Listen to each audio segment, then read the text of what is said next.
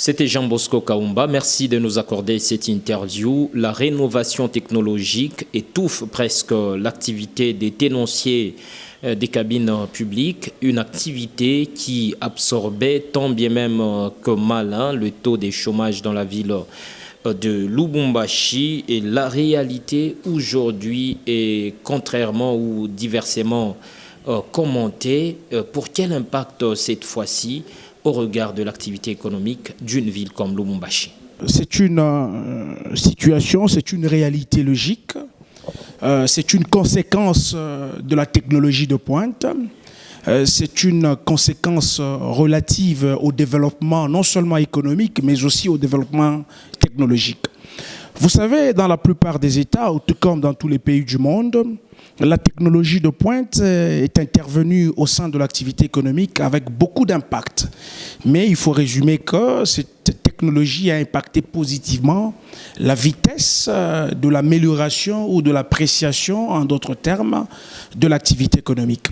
Alors, tel est le cas, il faut illustrer cette problématique.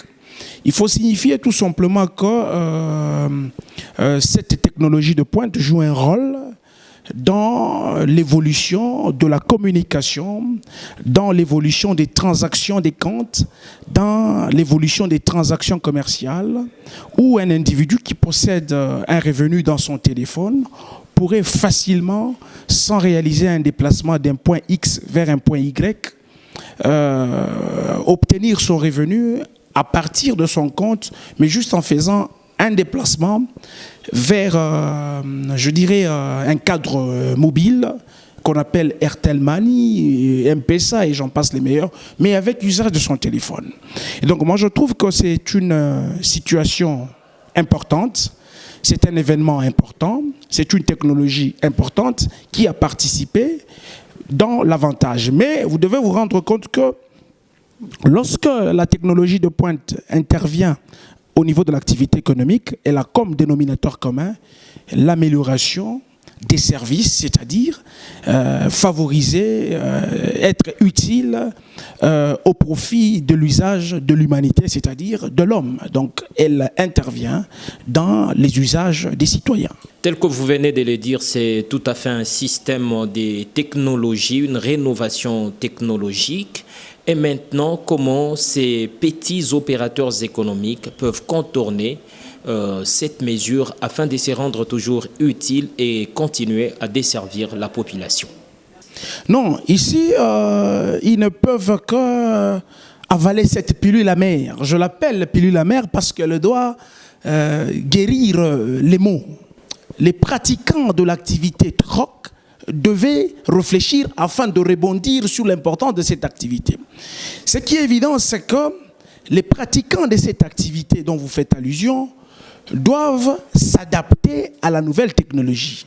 S'adapter, ça veut dire qu'ils doivent essayer de se focaliser dans l'actuelle activité, c'est-à-dire de se mettre sur la nouvelle technologie. Notamment, c'est ce qu'ils doivent comprendre qu'ils ont déjà été remplacés par la pratique de Airtel Money, M-Pesa et Orange Money. Et donc ça, c'est des pratiques qui ont ipso facto remplacé les usagers des téléphones mobiles, des cabines téléphoniques mobiles. Donc c'est un phénomène qu'il faut accepter. La technologie est apparue et les anciennes habitudes sont remplacées par de nouvelles habitudes, lesquelles habitudes sont utiles à l'évolution technologique, c'est-à-dire sont utiles à la survie de l'homme. Et donc ici, ils doivent comprendre, je vous donne un exemple des cartes. À l'époque, nous utilisons des cartes pour injecter des produits, pour approvisionner en unité nos téléphones, mais au jour d'aujourd'hui, ce n'est plus utilisé. Et donc ici, c'est un coût. Ils doivent savoir que leur activité dégageait un grand coût, des grandes dépenses, non seulement pour eux-mêmes, mais aussi pour l'homme. Cette activité approvisionné tant bien même que mal l'assiette de l'État à travers les taxes.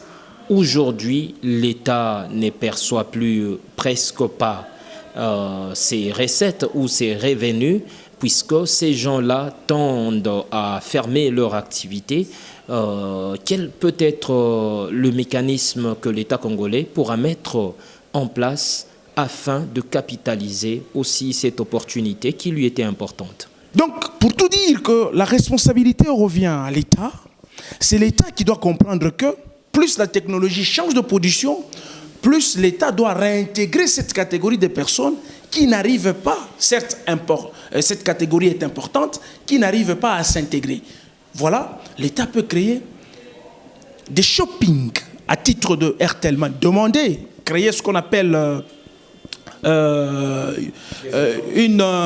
une stratégie conniventielle entre les entreprises de communication, de mettre une politique de commun accord, comment est-ce qu'on doit redynamiser, comment est-ce qu'on doit récupérer ces gens, parce qu'ils ont de l'expérience dans ce service-là, comment est-ce qu'on doit les réintégrer, tout en essayant de leur donner, de leur présenter la nouvelle technologie qui se présente. Parce que cette nouvelle technologie est importante aussi pour les consommateurs.